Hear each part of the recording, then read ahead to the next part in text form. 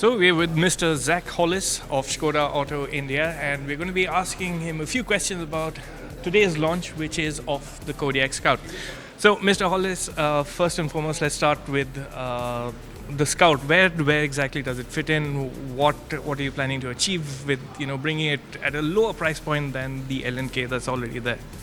I think the L&K really represents it's the luxury end of the Kodiaq range. L&K is always reserved for that top end, but it really is it's a city SUV, and it's a luxury premium city SUV. And what we wanted to introduce with the Scout was a much more robust package and a much more off-road looking car as an alternative for the L&K, and that's what we've done here. And as you say, it's a very good value package at under 34 lakh ex-showroom price.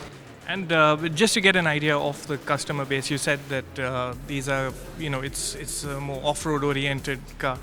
Are the typical, Kodiaq buyers, is this something that they wanted? Maybe something that, if not more capable off-road, it looks more off-road ready. Is that some sort of demand that you got? It is certainly so. Yes, it is something our customers have said. Some of our customers said it is good, but I just want something a little bit more chunky, a little bit more off-road. So based on that, it's actually based on that feedback from customers that we developed the Scout as an alternative. So yes. And you've spoken about 4 new launches now. Just to be clear, these are launches before India 2.0 kicks in? Yes, these are launches before India 2.0 comes in, so bring 4 new products to the marketplace, or replacement products, between now and the end of 2020. And of course, the first India 2.0 car comes in the middle of 2021. It's important we keep the brand before India 2.0. It's important we keep the brand in the minds of customers, and it's important we keep products and volume going through our dealers going forward as well. This way, we'll keep refreshing our product range and keep bringing new products to the marketplace. And just coming to the powertrains, over the past year or two, have you seen a shift in preference across the board, right from the mid-sized sedans to maybe something higher up the pecking order like the Kodiaq? Are people asking for more petrols? Definitely the market is moving towards petrol. This is not something we're seeing in India, it's something we're seeing actually worldwide, and it started in Europe a couple of years ago. So there's a number of reasons for that. The investment in technology for Barrett Stage 6 for diesel is very high, and therefore the price of diesels will invariably increase going forward. That's the first reason for that. I think the second reason is the difference between petrol and diesel at the pumps is actually reduced quite a lot. So the business case behind buying a diesel that was there before is not necessarily there in the future. And I think with our range of TSI engines, we have a really good, efficient petrol engine for consumers going forward. So yes, we are seeing a shift in demand from diesel to petrol. And if you look at cars like Octavia, already 65% of Octavia buyers are selecting a TSI petrol engine. Okay. And if we talk specifically of the Kodiaq now, would there be a BS6 diesel? And if not, would you be getting in maybe a range of petrols to take its place, across a wider price band? We will have Barrett Stage 6 engines for Kodiaq next year. The decision's not been made whether these petrols or diesels going forward, but we will have Barrett Stage 6 engines available for Kodiaq next year.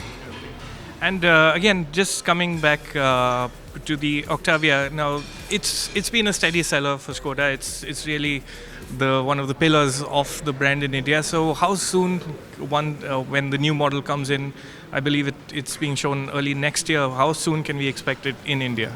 My objective and my conversation with my colleagues in the factory is as soon as possible.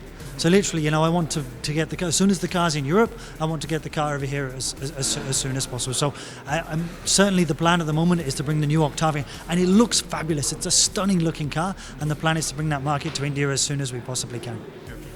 And just again switching focus back to the existing Octavia now, with the RS, it just flew out of showrooms. You had very limited stock now. Can we expect a comeback before this production version goes out of sale? Watch this space. So you're giving hope to enthusiasts? No confirmation, no denial. Watch this space. Okay, great. And just lastly, quickly, you're very active on Twitter, which is a sort of sea change from executives in the Indian automotive space. So do you think that's a double-edged sword? Because it's also, on one hand, bringing you close to your customers, but then you're also, sort of firefighting right from, very easily accessible position. I think it's important that I understand the views of customers in India. It's important that I understand the views when it's good, and it's important I understand the views that it's bad.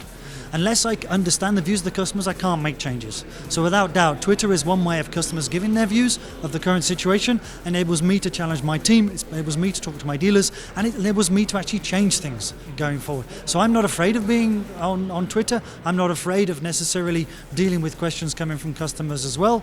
I think it's good I get some feedback saying how customers love our cars, and I get some feedback when maybe we've not delivered the level of service that I would expect, and then I get involved and I try my best to support all of our customers out there in India. And now just moving slightly forward, India 2.0, if you could just tell us maybe 3 or 4 characteristics of the cars that you think would probably distinguish them from the existing rivals. I think I think the market is waiting for India 2.0 from Skoda. We built up this hype for the last 12 months, and we will deliver on this hype in 2021. We will have industry and class-leading designs. We will have the quality that you expect from Skoda. We'll have the economy that you'll expect from Skoda, and we will also have a dealer network which is with much greater reach and a much better service and cost of ownership experience ready for India 2.0. So I am very excited about India 2.0, and I'm very excited about bringing those products to the Indian market, and I'm also excited about the feedback I get that consumers in India are waiting for those cars to come. And how important are features now? As we are spending more and more time in our cars, Indian buyers are getting accustomed to expecting the latest features. So can we expect the India 2.0 cars to be ahead of the curve in that respect? I think we have to look at what the customers really want, because some features that are in cars these days maybe are a little bit more gimmicky. You have to look at what features really customers want in their cars, and we'll make sure that we offer those features to customers. Yes. Okay, great. Nice speaking with you. Thank you very much. Thank you. Thank you.